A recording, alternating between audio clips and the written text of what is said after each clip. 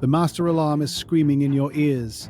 The words 1,202 inches are flashing on the computer display over and over. You are 60,000 feet above the moon, falling toward a field of boulders, and the guidance computer has just crashed.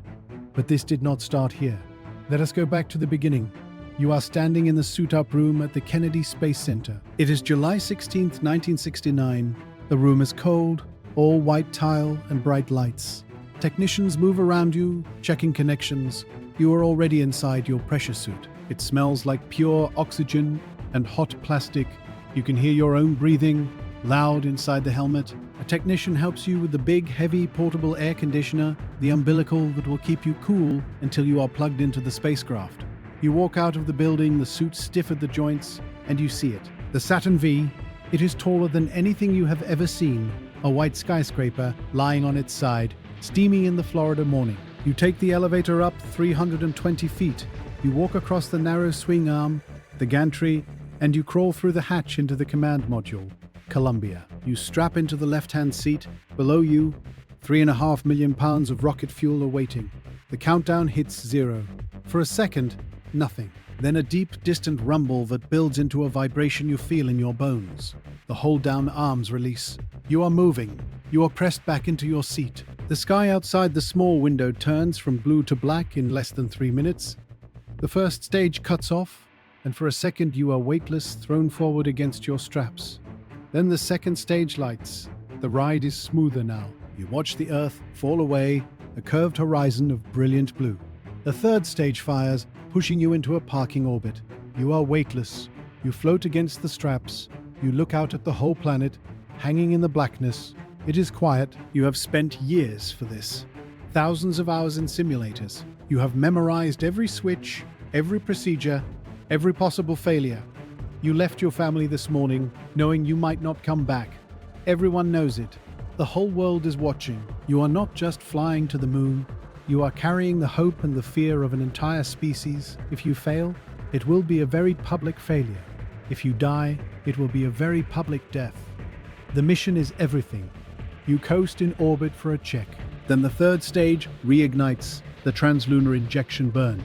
It pushes you forward for over 5 minutes. When it stops, you are no longer in orbit around Earth. You are on a path to the moon. You separate from the spent stage, turn around, and dock with the lunar module, Eagle, which has been tucked away inside the rocket's nose. You pull it free. Now you are one ship. Columbia, the command module, and Eagle, the lander. You watch the third stage drift away. Earth is a distant blue marble, already shrinking. You are on your own. The trip out takes 3 days. It is a routine of checks, meals, and sleep. You float. You look out at the stars, fixed and unwavering in the vacuum. The silence is absolute. You talk to Houston, the crackle of static a constant companion. You watch the moon grow from a distant disk to a giant, pockmarked world filling the window. It is grey and white and black, no color at all. It does not look like a place. It looks like a destination. You go to sleep on the night before lunar orbit insertion. The burn is flawless. You are now circling the moon, 100 miles up. You and your crewmate Neil float through the tunnel into Eagle. You power it up. You run the checks. Everything is green. You separate from Columbia. Mike will stay in the command module, circling alone. You are in the lunar module now. It is a strange, fragile-looking machine. No seats. You stand, held in place by straps, looking out 2 small triangular windows. The descent engine fires. You begin your long fall toward the Sea of Tranquility. For the first 10 minutes, it is textbook. The engine burns smoothly. The computer is running the show. You are just monitoring, calling out altitudes and velocities to Houston. You are busy. You are focused. You are descending on a computer program called P63. It is the braking phase. Everything is numbers and cross-checks. The moon fills the window below, a landscape of craters and planes rushing up. Then the master alarm, a sharp, loud beep in your headset. The computer display flashes 1202. You have never seen that code in training, not in a real descent. Your eyes lock on it. Neil asks Houston what it is. Your heart is a hammer in your chest, but your voice is calm when you call it out. Houston comes back fast. They say to continue. They are checking. The alarm stops. The numbers on the screen look right. You are still descending. Maybe it was a glitch, a one-time thing. 90 seconds later, it happens again. 12:02, the same alarm. Houston says the same thing. Continue. You are 4,000 feet up now. You are committed. There is no going back to Colombia. You are either going to land or you are going to crash. The alarms are a distraction, a noise in your ear. You try to ignore them, to focus on the numbers, on the view outside. The computer is supposed to be flying, but you are starting to fly by the window, looking for your landing site. Then you see it. The computer is taking you right into a crater the size of a football field, surrounded by a field of boulders, some as big as cars. This is not where you are supposed to be. You take manual control, you tilt the lander forward, flying it like a helicopter, searching for a clear spot. You are burning fuel, fast. The low-level fuel light comes on. You have 60 seconds of fuel left before you have to abort or crash. You are 100 feet up. Dust kicks up, blowing out in all directions, obscuring the surface. You are flying on instinct now. The fuel gauge is ticking down 40 seconds. You are descending slowly. The contact light glows blue. A probe on the landing leg has touched the surface. You shut the engine down. You fall the last few feet. The lander settles into the dust. Tranquility Base here. The Eagle has landed. There is a burst of static from Houston. They sound relieved. You are not. You are empty, drained. You go through the shutdown procedures. You are on the moon, but in the quiet, you think about the alarms. The 12-2, the boulder field, the fuel. It was too close. You should be dead. You and Neil put on your helmets, depressurize the cabin, and open the hatch. You back out onto the porch. The ladder is cold through the gloves of your suit. You step down.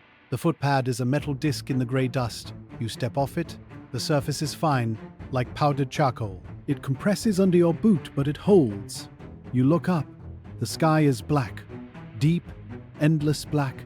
Earth is a small, bright blue and white jewel hanging in the darkness. It is beautiful, and it is very, very far away. You are here. You do the work. You set up the experiments. You take the pictures. You pick up rocks. It feels like a dream, a very sharp, very quiet dream. You get back in the lander. You sleep. You wake up, and the reality hits you again. You are on the moon. You have to get off. The ascent engine has to work. It is a single charge, no backups. If it fails, you are a monument. You fire it. It works. You rise from the surface, a small, strange craft clawing its way back into the black sky. You dock with Columbia. You transfer the rocks, the film. You seal the hatch and jettison Eagle. It will orbit the moon until it crashes. You fire the engine to come home. The trip back is quiet. You have time to think. You think about the suit-up room, the smell of oxygen. You think about the vibration of the Saturn V, that raw power meant to get you here. You think about the quiet of the translunar coast, staring at the receding Earth. All of it was leading to those 11 minutes of descent. Every simulation, every checklist, every year of training was for that. And in the end, it came down to you, looking out a window at a field of boulders, with 60 seconds of fuel left, making a decision. You splash down in the Pacific. The capsule hits the water hard. It rights itself, bobbing in the waves. You are home. Navy divers attach a flotation collar. You open the hatch. The air smells of salt and ocean. It is heavy, humid. You have to be decontaminated just in case. You sit in a mobile quarantine trailer, looking out the window at the blue sky you thought you might never see again. People are cheering. The world is celebrating. You are safe. You are a hero. But you know the truth. You know what the numbers were. You know how thin the margin was. You went to the moon, and you almost didn't come back. And for the rest of your life, when you close your eyes, you will see that computer alarm flashing, and you will feel the silence of the moon waiting below. Next time, you are in a spacecraft that is slowly bleeding to air. The story is called POV. You're 200,000 miles from Earth, and your ship is springing a leak. Times of one.